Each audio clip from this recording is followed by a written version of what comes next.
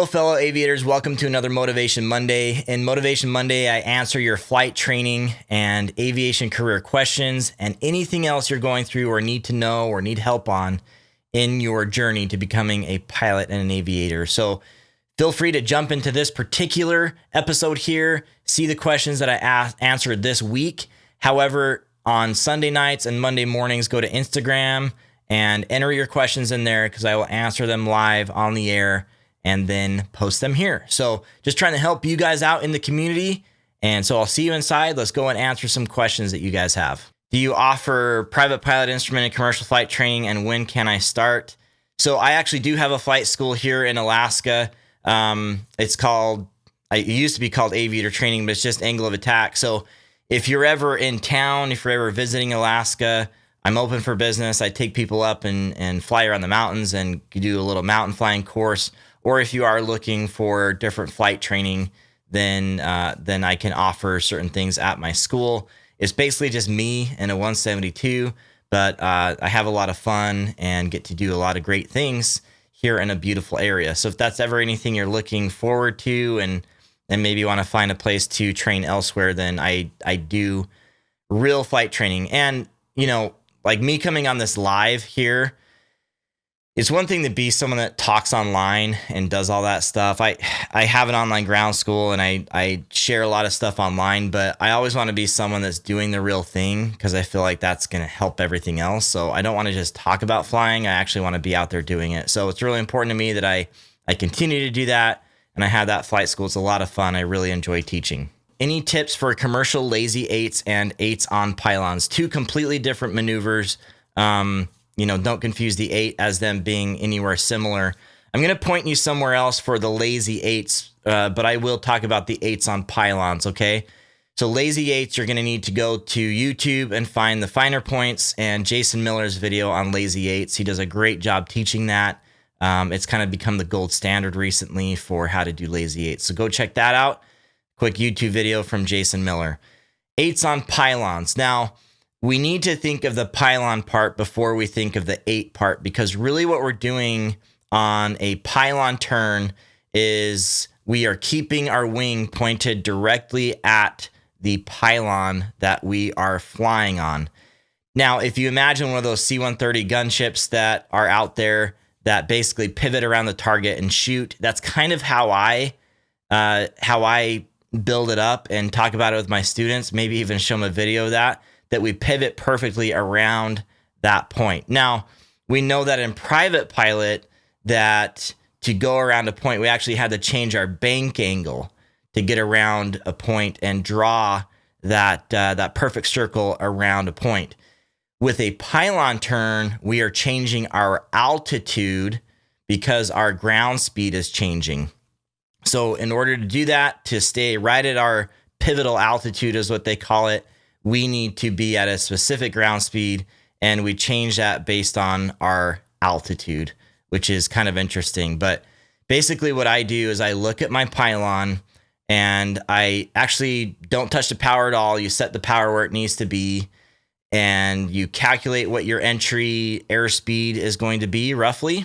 And then what you'll do is you will use your fingertips is what I do. I use my fingertips and I just adjust my altitude. As it's moving away, then I move toward it, and you'll basically be able to see it and feel it as you're moving with the controls. So I just ever so gently, I'm always staying on top of it. When I see the slightest movement backward, if it's moving back, then I'm pulling up or pulling back. If it's moving behind my pivot point, if it's going forward, then I'm relaxing that pressure to let it go forward. And that's basically how I do a pivotal turn. Now then you connect that into a lazy 8, or rather a 8 on pylon when you come around the other side and you aim for your other pylon. They have to be fairly close together, usually about a half mile, maybe a little bit more, so that you fly maybe a straight line for a few seconds and then go into your next turn on your next point. So it's a constant re-entry into that pivotal turn, but it's giving you awareness for your speed and your altitude to pivot around that certain point and then doing it successively. All right. So that's my tips on 8s on pylons. Any advice on forming partnerships to buy a plane? So I think anytime you get into a partnership, you're getting into some territory that you need to be careful of. Basically, you need to be able to trust the people that you're getting into a partnership with. They need to be financially sound. They need to be able to put in their share of what you're doing. Really, it comes down to people and trust. I think it's a fantastic thing to do, to share an airplane, because very rarely does an owner fly an airplane so much that they aren't utilizing it, or that they're utilizing it to its full potential. So I think partnerships, flying clubs are a fantastic idea, but you got to be really careful and make sure you have the right people.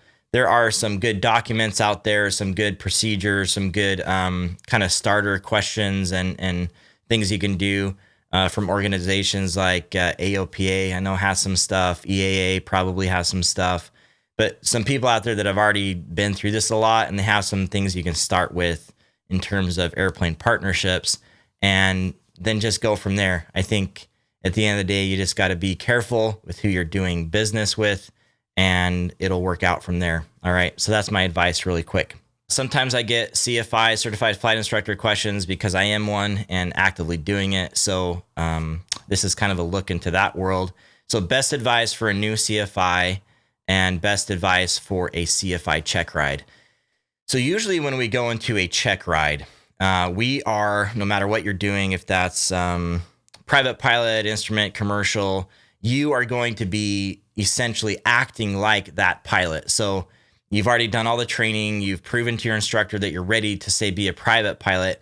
And so you go to that check ride acting like a private pilot and doing all the decision making and such as though you were that private pilot. And that's how it is for instrument, commercial, multi, a bunch of different things. However, when you go to become an instructor, your check ride is a little bit different, because it becomes a role play of the DPE being the student and you being the instructor.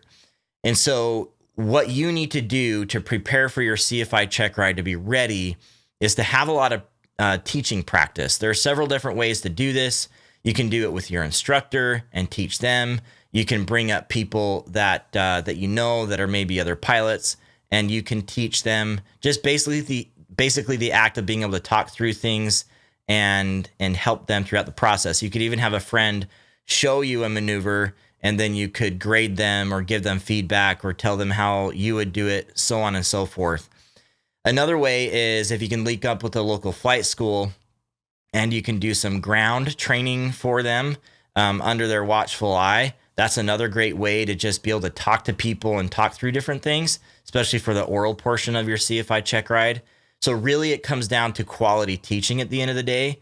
Yes, there are certain paperwork things and everything you're going to have to show the DPE that you can do, but you need to be able to be a good teacher. And if that's not natural for you, you need to practice it. And the best way to practice is by actually doing. Just make sure that you're not like teaching a real student pilot, because that wouldn't necessarily be kosher. But there are ways to pretend that you're teaching, and I would encourage you to do that. Again, you can teach on the ground. I really encourage that, teaching someone real on the ground, but just be careful what you're doing in the airplane, that you're not doing something that's not legal. All right. So good question. Good luck on your check ride. Let me know how you do. Curious how it goes for you and what you experienced. And yeah, good luck. The weather has been bad. Both of my CFIs are always booked. What can I do at home? There's a lot you can do at home. You can continue to study the maneuvers and what it takes. You can do what's called chair flying with those maneuvers. That means that you're literally sitting in your chair, imagining that you're reaching out and touching a certain instruments and working through those procedures so that when you go and do them in the airplane, you're still fresh. I would say doing chair flying for pattern work would be a really helpful thing, because pattern work is such a fast moving process that you can really get through a lot of the muscle memory type of things you need to know as a pilot just by doing the pattern work. Even making the radio calls would be really helpful and all that. Just, it's kind of awkward, but just pretend that you're actually doing it, okay? But keeping your head in the game and being here and, watching something like this, being on Instagram and finding other useful resources, interestingly enough, keeps you in the game by osmosis a little bit. But I think you can go a step further by doing something like chair flying would be very, very helpful. And even looking ahead to the maneuvers and things you're going to be doing and studying up on, say, cross-country flight planning and the different methods, and maybe even getting in the foreflight and learning how to use that to a greater degree is just going to help you more and more and more. The more you practice now, the more you're going to be ready for when you take your check ride. But really, check ride, whatever, really it's you being ready to be that pilot and just go out there and do that thing in the real world. But if you practice now, then that's muscle memory. It's things that, are just getting you ahead. So that would be my advice while you're not flying. Crucial things to remember on the private pilot flight test. So again, what you need to realize about any check ride or flight test, in this case, is how this person refers to it, Zachary, is you are going to that check ride as the pilot that you're taking it for. So you are going to go as a private pilot. Now, that big picture thinking is very important, because if you don't go with that mindset, then you're going to be looking toward the DPE or the examiner as someone that will do things for you or make decisions for you. But really, you are the private pilot now. You need to make the safety decisions. You need to determine the weight and balance, the weather, the go, no-go decision, the cross-country flight planning. You need to have your stuff together so that you can actually do it. The reason why that's important is because right after your check ride, say you pass, right after your check ride, you are going to be able to go and do that in the real world. And so you need to make sure that you actually know how to do it, okay? So I know that sounds simple, but if you go with that mindset, being prepared there, then you're really good to go. Now, another big component of any test is your ability to do an actual flight with the knowledge, okay? So that goes to cross-country flight planning. You need to know everything in between that you're going to experience, from pre-flight all the way to landing at the other end, tying down, whatever it is, and the airspace you're going to experience, the procedures, how you are going to navigate, what you're going to do if something goes wrong. In other words, some alternates or whatever. Even if they aren't official alternates, which is something we use in an instrument, then you have some alternate plans that you can carry out, okay? So just think of it that way. Go prepared as that pilot, because you wouldn't want to just get your license and then not know what to do. So just know what you're doing and really prepare for the ability to carry out those flights safely. If you do that and you know how to do that, even if it's within maybe like an apprehensive, hey, there are certain things in certain places I don't want to go yet, that's exactly what the examiner wants to see. They want to see that you have good, safe decision-making, you know what you're doing, and that you can be trusted to go out there and fly, okay? So that's what we're looking for. Kind of answered this earlier, but can I go flying with you if I go to Alaska? Absolutely. I'm open for business. I have an airplane. I have a flight school. I have insurance. I've got everything. So that's what I do. I love to fly, especially during the summer. I kind of set everything aside and try not to do so much office work, and I just want to fly. So definitely, if you're visiting during the summer, just get in contact with me and we'll get you on the schedule. Sometimes even last minute is okay. If you're just visiting town, you say, hey, I want to pop by. Is there something we can do? That can work as well. So just let me know and we'll look into it and see if we can get you up in the air and get you some cool flying experiences in Alaska. Are you planning on joining a major airline? And actually the answer is no. I'm not planning on it. Initially, it was my dream to become an airline pilot. That's how I fell in love with aviation a little bit, kind of latched onto the career, thought of aviation.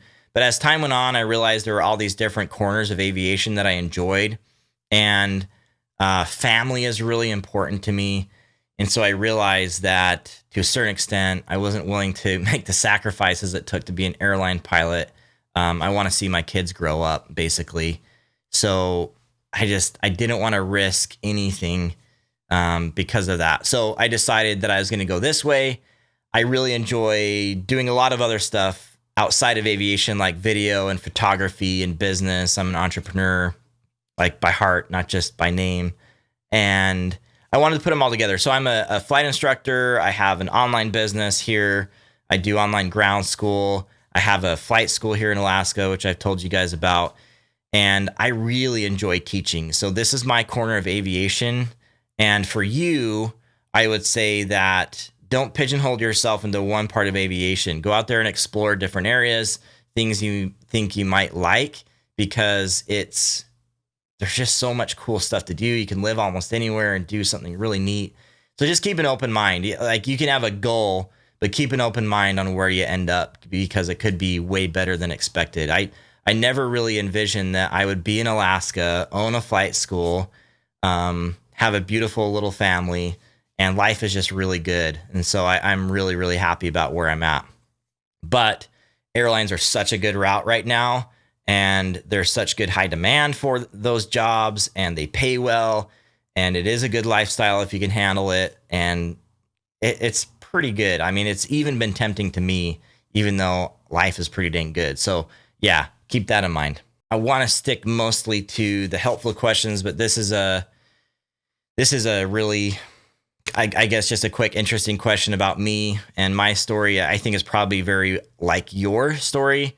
So as a kid, I really liked airplanes. I had them flying over all the time. I was on the approach path to our international airport in Salt Lake City.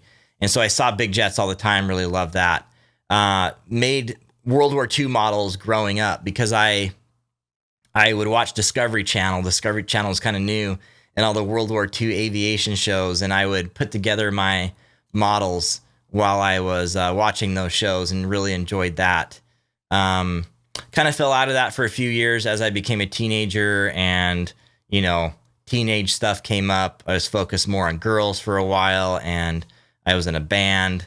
But then as I got into high school, obviously they start talking about a career. And so I was thinking about military, but that didn't work out for medical reasons. And then I was thinking about some other things, and nothing really fit. And then I found out my cousin was going through aviation civilly through like a college. And I didn't know you could do that. I thought you had to go through the military for some reason. I knew right away that's what I wanted to do. I ended up going hard in on aviation, took ground school and human factors in high school before I ever went to college. Did 1 year of college and got my private pilot license, and then I've gotten my licenses elsewhere over the years. So that's how I got into aviation. I just loved it. It was just kind of naturally, I was attracted to airplanes and flying, and I still love it. So it's a good thing. What exactly should you be studying to have the best results on the written? This is a really good question. I cover this a lot because I do the online ground school. I actually did an hour-long podcast on my study strategy and how I studied for tests. You can go look it up. It's called The Pass and Passion. If you search Aviator Cast, The Pass and Passion, you'll find that podcast. Basically, what you want to do is you want to learn the material well first and foremost, so that you can answer any question they throw at you. I think that's where you start. You start with a quality ground school, so you know the knowledge. Again, I have a ground school you guys can check out if you're interested. Then you have these pockets that you're really good at, and then these pockets that you kind of you aren't that good at, okay? So how I take a test is I go through and answer everything I just know right away, okay?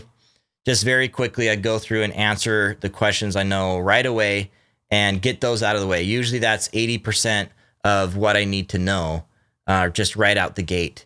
So then the arithmetic questions, the questions that take a little bit more time to go through on the written test, then I have the rest of the time, which is like everything but 30 minutes maybe, to go through and answer those questions. I don't feel rushed, and then I just take my time.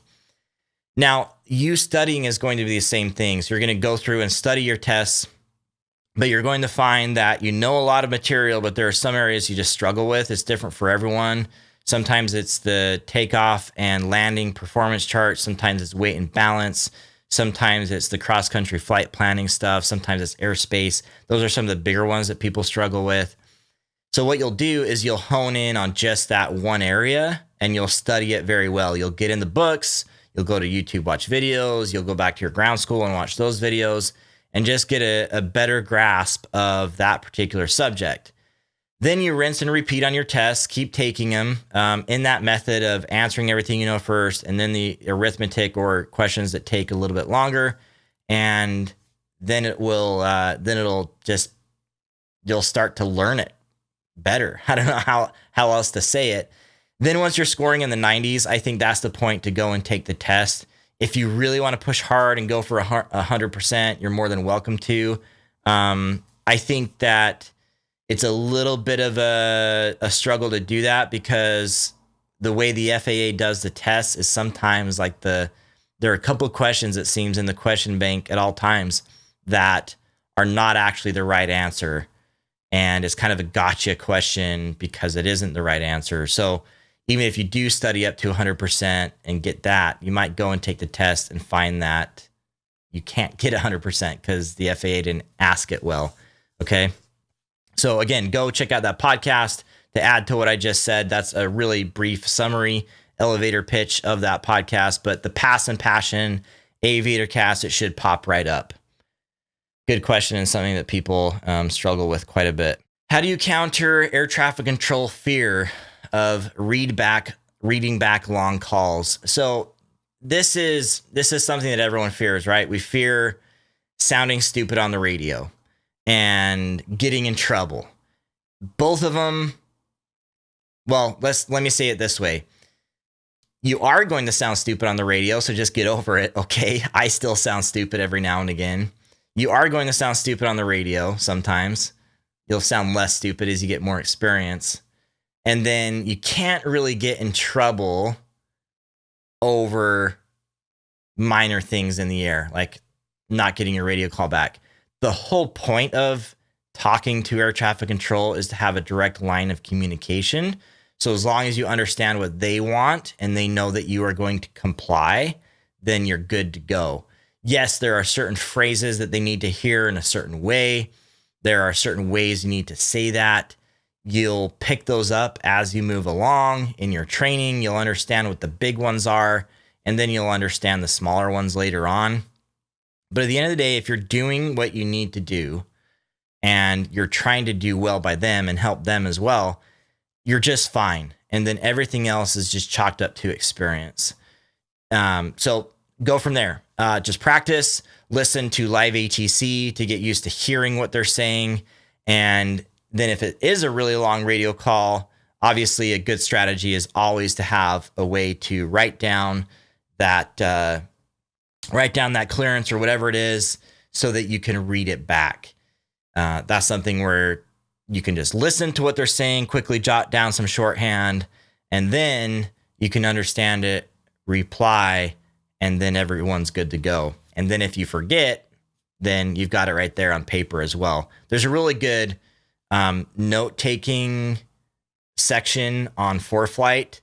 They have different templates, and they have just a place where you can write stuff down really quick. This is a question that came across, and it's a little more technical, so I think it's a fun one to answer. So Curtis86 asks, when they issue airmets, whether it be Tango or Zulu, does that mean it is an absolute? And no, it does not. So the only absolute we get in aviation, and it's still not very absolute, would be like an actual observation. So we've got to differentiate between an observation in aviation weather and a forecast. An observation is actually looking at the weather right this second and saying, this is what it is. So obviously that's fairly definitive. A forecast is basically guessing, educated guessing, data guessing, whatever you want to call it, that says, based on our data, based on our opinion, based on our training, this is what we think it'll be. Airmets are that way. So while there may be certain things that are going on that are saying that there's going to be icing or turbulence or mountain obscuration, a handful of different things, it doesn't mean it's an absolute. It means that there may be pockets of it in that area, may mean you don't ever see it in that area, but it's not an absolute. Now, one of the best absolutes and one of the best things to look for when you're doing your pre-flight planning and looking at weather are pilot reports, okay? If you can correlate, say, an airmet to a pilot report, then you can verify that an airmet is in fact correct. Now, that is predicated on pilots actually flying through that area and those pilots giving pilot reports. A pilot report is one of the best observations because it's human driven. They can say exactly what's going on and where, and it'll tell you definitively that there is icing, there is turbulence or whatever. But things move fast, right? I mean, we have these weather systems that are moving too. So you might be an hour or two behind that person and conditions have changed for better or worse. So you got to keep it all in context, but airmets are a forecast at the end of the day. Then you can verify those with conditions on the ground there or, observations, basically observations on the ground somewhere along the way, or pilot reports are a very helpful one. So that would be my response to the airmets thing. Interesting question here, kind of non-aviation related in a way, but do you think that aviation YouTube is saturated now? I do think it is getting pretty saturated, and there are a handful of people that are trying to start just now. I've even found trouble myself growing my own YouTube channel. I suffer a little bit with consistency because my main vocation and business is not vlogging. It's not showing these cool experiences that I get to have. And I'm focused on flight training and growing my online ground school and teaching people to get their license, all sorts of stuff. So that's not my full-time thing. So I understand that my struggle to grow is because my consistency is bad, and that's my own fault. But it's getting pretty saturated, and people only have so much time. Even for me, I don't necessarily go to YouTube to watch aviation content. I go there to watch other things that are useful for me, that are training me to be a better video editor or business person or just person in general. I'm more into that motivational and educational sort of content. And there are a few aviation people I follow, but yeah, there's too much, right? We're getting to the point where there's just too much content and too little time to watch it all. So it is getting a little saturated. I think if there are new and fresh ideas and good people that do it, there's always room for that type. But if you're trying to do something that everyone else has been doing, then it might be a little bit bland. That's just my 2 cents. I guess that's more of a professional business opinion than anything. Let's talk about this for a moment. Tips and tricks on winter flying. So obviously a lot of you are in the southern states or somewhere where it's warm, so you don't so much worry about this. But one thing we need to keep in mind with winter flying is that the airplane needs to stay airworthy in some new environmental factors. So obviously icing is one, but if you're not flying in the clouds, then maybe that isn't such of an issue. We definitely need to keep our wings clear and stay on top of that. If you're not hangared, you need to watch things like the crankcase breather line. You need to heat up your engine properly before you start it up. If it's really cold, it's good to heat up the cabin as well. That just makes everything comfortable. With the engine, you're basically just helping the engine have a long life by not heating up the metal really quickly. It's just a thing, how metal works. If you heat it up quickly or cool it down quickly, it can hurt the quality of the metal. Obviously, we want our engine to stay nice and strong. So those are the big things. Obviously, planning for the inevitable. If you were to have to put the airplane down somewhere, having warm gear is really important. I also think these days having like a Garmin InReach, or what I use is a Track Plus, is very helpful.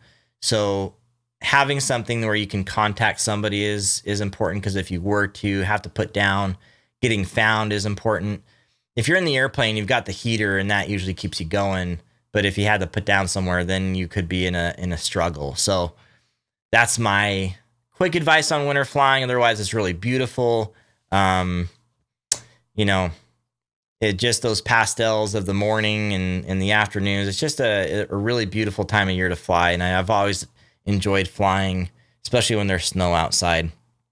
So those are my quick tips on winter flying. Otherwise, not too much different, except for the density altitude is pretty awesome. Here's an interesting one. Do you have pros and cons of studying aviation in college? First off, you don't have to have a degree to be a pilot. And so a lot of the times it's a bit of a waste if all you want to do is get an aviation job. There are still some major airlines that really look highly upon a 4-year degree. So keep that in mind if you're wanting to go to the major airlines and make really good money. But what I've seen people do, I think, is probably the smartest way. If you do need a degree and you also want to do aviation, is they do an affordable degree program at an affordable school, and then they do their aviation study outside of school. You get your aviation licenses quickly or faster than you would in college, and you can actually get a job as an instructor even at your college if you want to.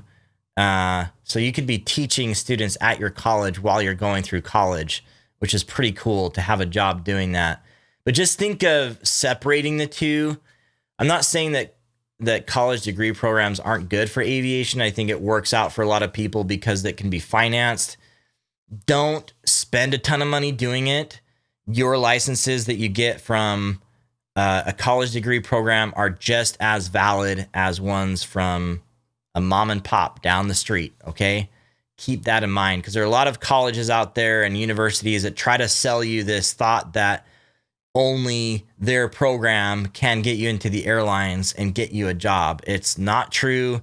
It can cost an exorbitant amount of money. You could be in debt for decades by doing it that way. So just think through this a little bit more and some alternate ways to do it that are smart for you.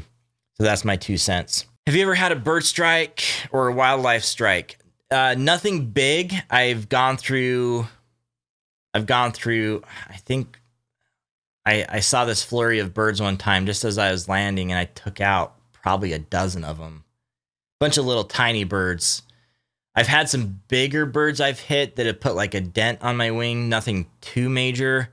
There was a single turban otter here in town that hit an eagle, a bald eagle, and they tried to return here and land and had some issues on landing, and so they went around, did a go around, and came back.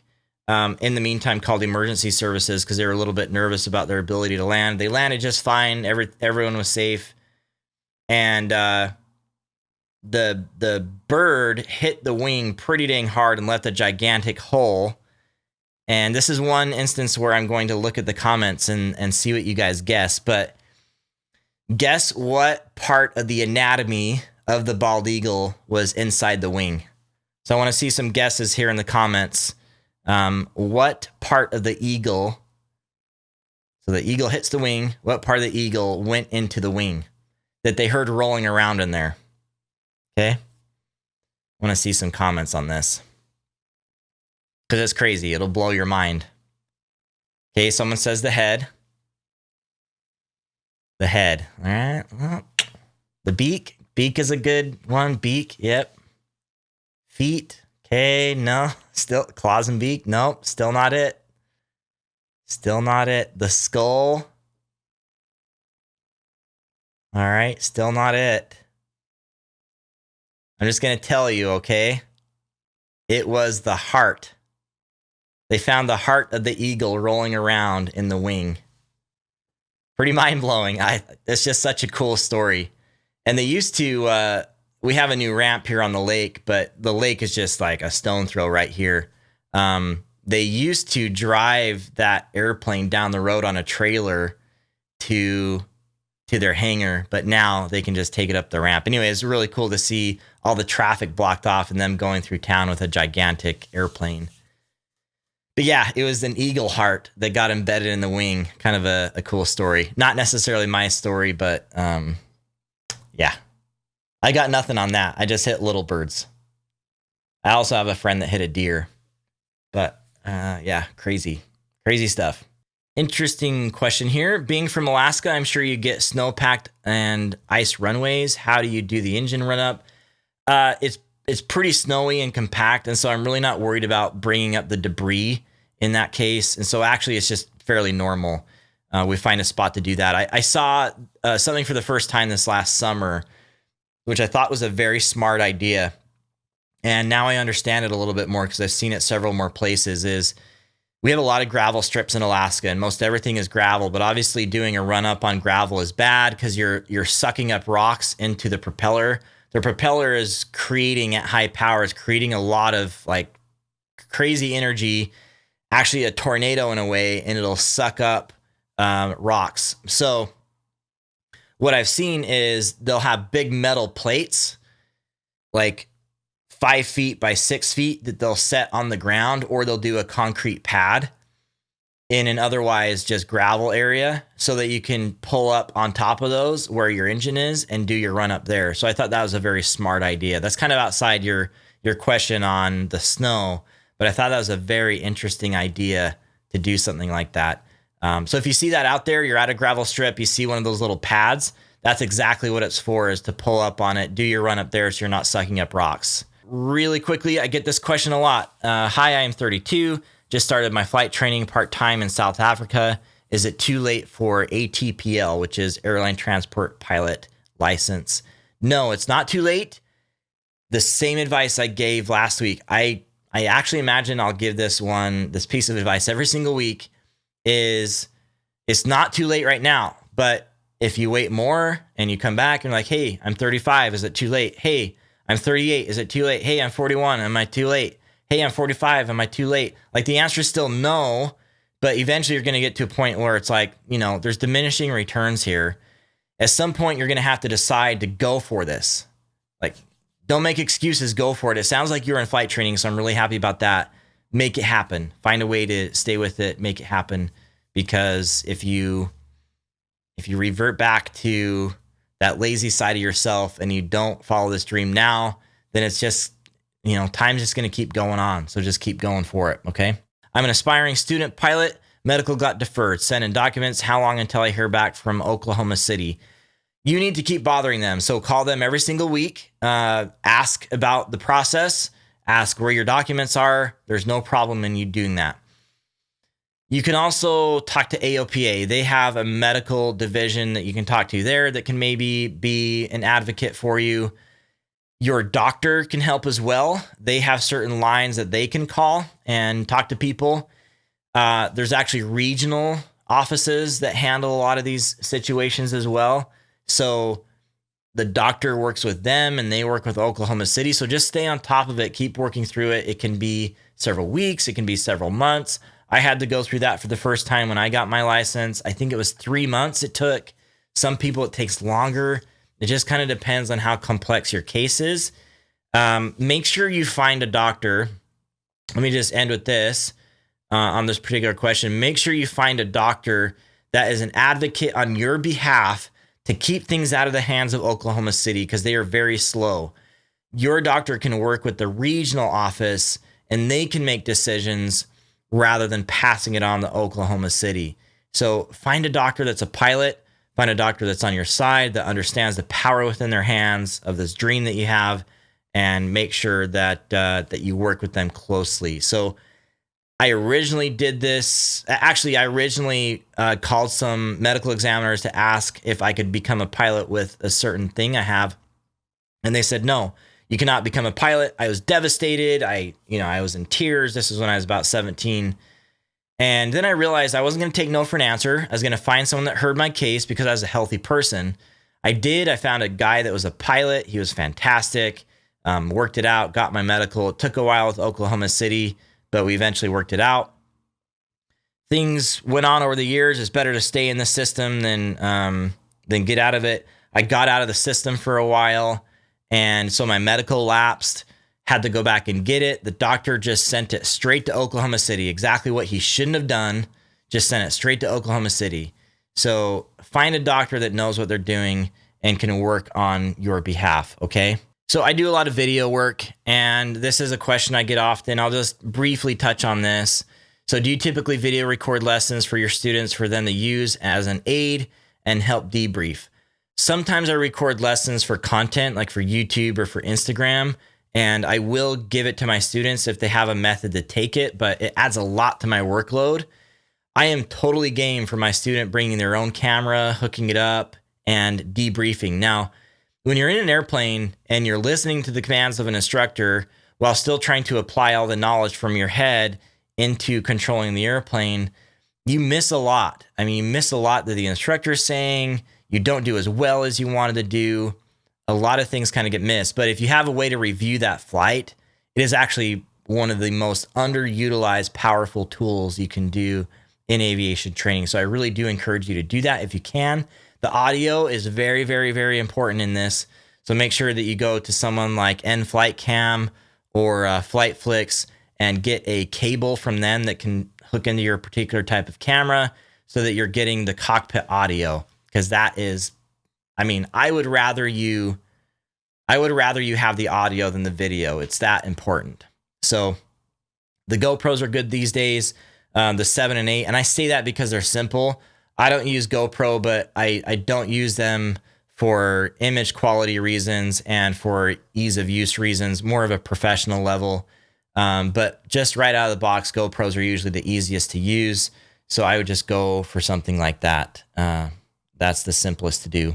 I start instrument ground school tomorrow at a Part 141 college. Any tips? Yes, you are probably going to have to go through some of the materials several different times. So taking it in context is very important. Try to understand the big picture of instrument rather than getting too bogged down in the details. One way you can do that is simply asking the question, why, a lot of the time. Why do they want me doing this? Why does air traffic control want me doing this? Why are they protecting me this way? Why am I required to do it this way? So getting context that way is very, very, very important. Okay. So go through those things you need to go through several times if you need to. You're going to understand it even more when you start to do the flying, but getting it done first off is very, very important. So what I mean by that is getting your instrument ground school done before you actually do your flying is really important. I was asking if the DPE allows you to miss a certain amount of questions, or does it work differently to see if you are good for the private license? So they'll tell you right when you get there. Every time, every DPE I've gone to, and everyone I've observed a student going with, they say something at the very beginning. They say, I don't expect perfection. Okay, they just want to see you're going to be a safe pilot. Your oral test, the one where you're sitting down with them, it's not an interrogation. They don't sit there and just spit out questions and ask you a bunch of questions. They usually pose the questions through a scenario sort of question. So they say, hey, we're gonna fly over here and we're gonna pick up this package and this passenger and do this and that. What do you need to do if we change the plan like that? They'll ask a question more in those terms. Sure, they might ask direct questions that are more related to systems or something, but just relax. Like, you're having a conversation with somebody. It's not an interrogation. It's really important to understand that. And if you go prepared and you're really like doing well and they can tell that you're conscientious and you're safe, really trying to be safe, yeah, you might stumble here and there. Everyone does, but they might let you, and usually do, get into the operating handbook if you forgot something or go look something up. Like, you're not expected to know everything just absolutely perfect. And if you don't know it, then you're going to get kicked out. It doesn't work that way. Okay. Do your best, keep working at it. And it'll be fine. The most important thing, again, big picture, is you being that safe pilot that knows how to take someone from point A to point B, and you know what's going on in between, and you make the safe decisions.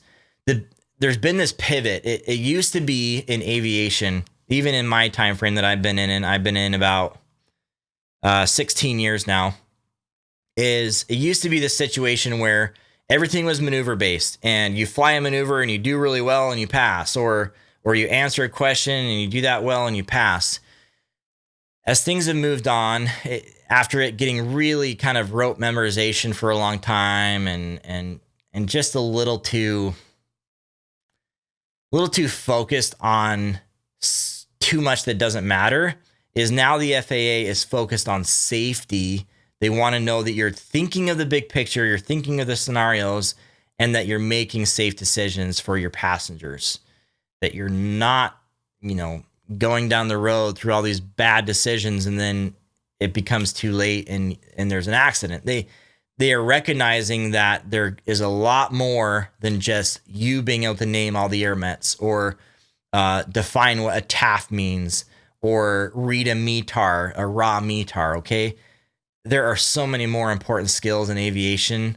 Not that those things aren't cool to be able to do, but the skills in aviation that you have should be all surrounded with like the good stuff, the healthy stuff. It kind of makes me think of like bread or something. Okay, you have like pieces of candy or fruit or something in it. Maybe I'm thinking of a fruit cake. This is a terrible analogy, but I'm just going with it. So you think of like a fruit cake. Okay, you have these little goodies in between, but really the healthy stuff is the actual bread.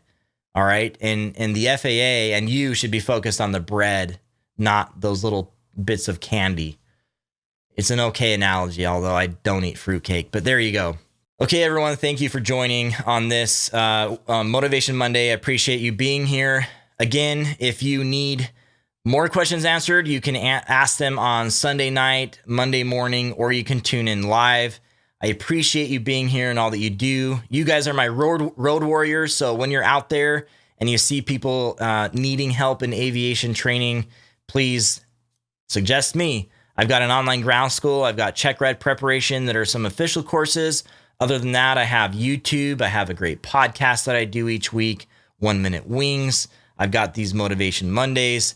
So I'm here just trying to help out with you and your friends in your flight training journey. So thanks so much. Keep up the good work. Keep taking positive steps forward. And until next time, throttle on.